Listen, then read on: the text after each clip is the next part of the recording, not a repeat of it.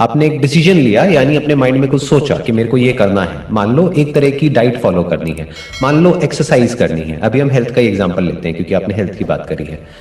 लेकिन कुछ दिन हम करते हैं, उसके बाद में छूट जाता है, हम उस पर स्टिक नहीं रह पाते हैं। बड़े जोश के साथ में शुरू करते हैं, लेकिन कुछ दिन बाद सब बेकार हो जाता है।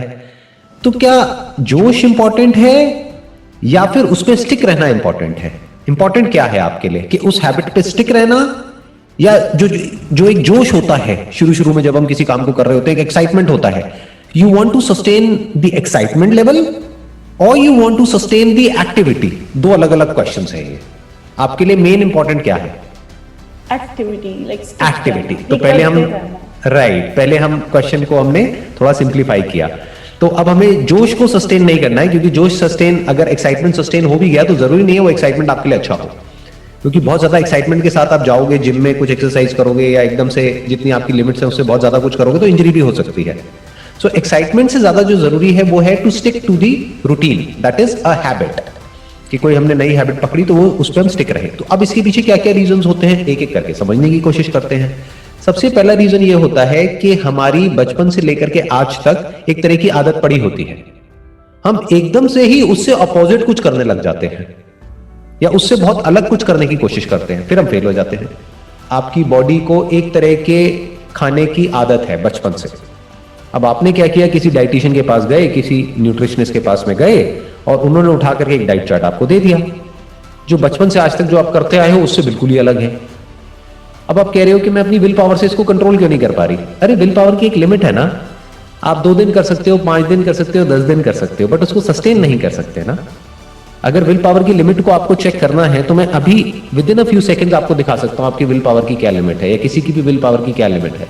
अपने हाथ से अपनी नाक बंद करिए और कुछ देर तक सांस रोकने की कोशिश करिए, सिर्फ 10 मिनट के लिए। रोक सकते हैं अपनी विल पावर से? नहीं रोक सकते। कितनी देर रोक सकते हैं?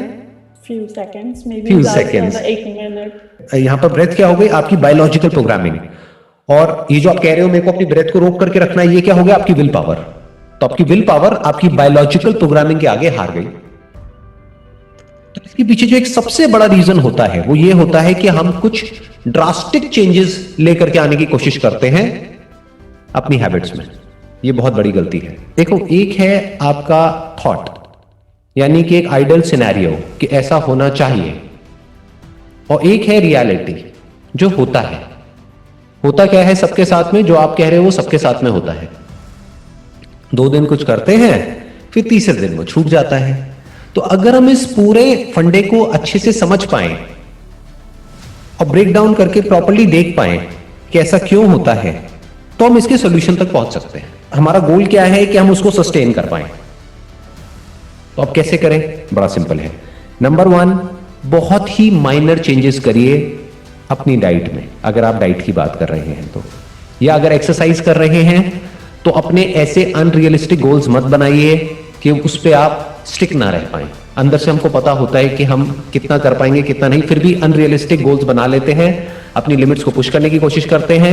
1-2 दिन ज्यादा पुश कर लेते हैं, फिर पेन होता है, फिर हम एक्सरसाइज करना ही छोड़ देते हैं।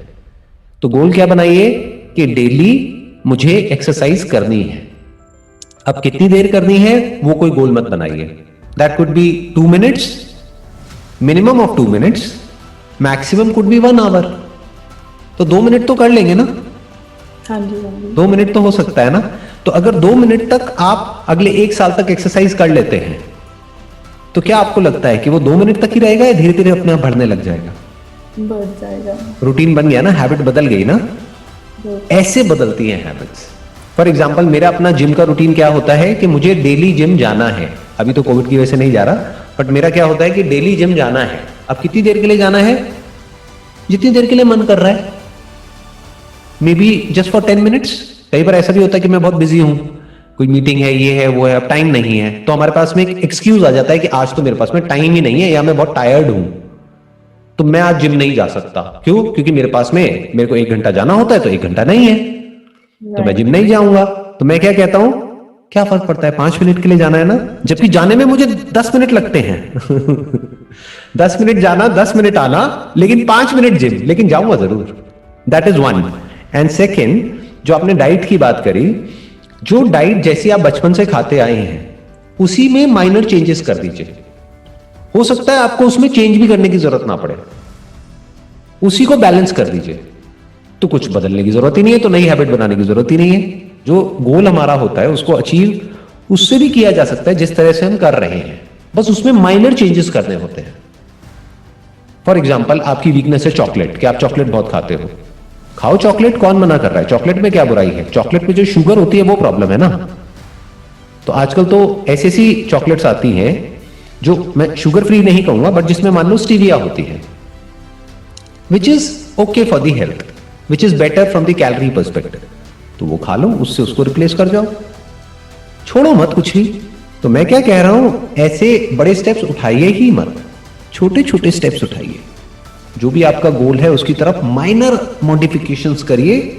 मतलब कि माइंड को ऐसे देखिए बिल्कुल एक बच्चे की तरह। अब अगर उससे आप जबरदस्ती, अगर बच्चे को जबरदस्ती उससे कुछ करवाने की कोशिश करोगे तो क्या बच्चा करेगा? बच्चा तो वही करेगा ना जो उसको करना है। तो बच्चे को अगर बड़े प्यार से बहला फुसला करके समझाओगे कि देख बच्चे, ये करने से ये बड़ा बेनिफिट होने वाला है, लेकिन करना कुछ भी नहीं है। बच्चे को कहोगे तेरे को 10 बार ऊपर नीचे 10 फ्लोर की बिल्डिंग है वो चढ़नी है, तो बच्चा परेशान हो जाएगा, कहेगा मैं नहीं कर रहा। बट बच्चे को कहोगे बच्चे देख तेरे को 1 फ्लोर ऊपर चढ़ना है, ये करके लेकर के आना है और बदले में तुझे ये मिल जाएगा, तो बच्चा कहेगा ठीक है कर लेता हूं। माइंड, पहले आपको ये समझना है, एक फैक्ट को एक्सेप्ट कर लेना है कि आपका जो माइंड है, माइंड मतलब क्या, आपका जो सबकॉन्शियस है या जो भी आपकी बायोलॉजी है या जो आपकी हैबिट्स है, वो आपकी विल पावर से ज्यादा पावरफुल है। पहले तो इस फैक्ट को एक्सेप्ट कर लेना है। फिर क्या करना है, जब हमको ये पहली बात समझ आ जाती है, अगर ये समझ ही नहीं आई तो ये लड़ाई चलती ही रहेगी मरते दम तक। अगर ये बात समझ आ गई है तो अब हम विल पावर को ओवर एस्टिमेट नहीं करेंगे और अपनी बायोलॉजी को अंडर एस्टिमेट नहीं करेंगे, राइट। तो अब हम माइनर चेंजेस करेंगे, माइनर ट्वीकिंग करेंगे और बड़े स्मार्टली अपने सबकॉन्शियस को चेंज करेंगे, अपनी हैबिट्स को चेंज करेंगे, अपनी लाइफ को चेंज करेंगे। बहुत हल्के हल्के एक्शंस लेंगे, मतलब सबकॉन्शियस को पता भी नहीं लगेगा वो कब बदल गया। लॉन्ग टर्म गोल होगा हमारा कि 2-3 महीने में मुझे बदलना है या 2 साल में बदलना है, लॉन्ग टर्म विजन होगी। ये नहीं कि मेरे को 2 हफ्ते में पता नहीं क्या कर देना है। ज्यादातर लोग यही गलती कर बैठते हैं कि अब तो मुझे डेली जिम जाना है 2 घंटे के लिए, अब तो मैं ये क्रैश डाइट फॉलो करके ही रहूंगी अगले 7 दिन तक। और फिर पता लगता है कि डायरिया हो गया, ये हो गया, वो हो गया, हालत खराब है बॉडी की। फिर हम कहते हैं छोड़, भाड़ में गई डाइट। उसके बाद हम कोई भी डाइट फॉलो नहीं करते हैं और उसके बाद जो हमारी पहले डाइट थी उसकी भी धज्जियां उड़ जाती हैं, तो हम और नीचे गिर जाते हैं इस चक्कर में।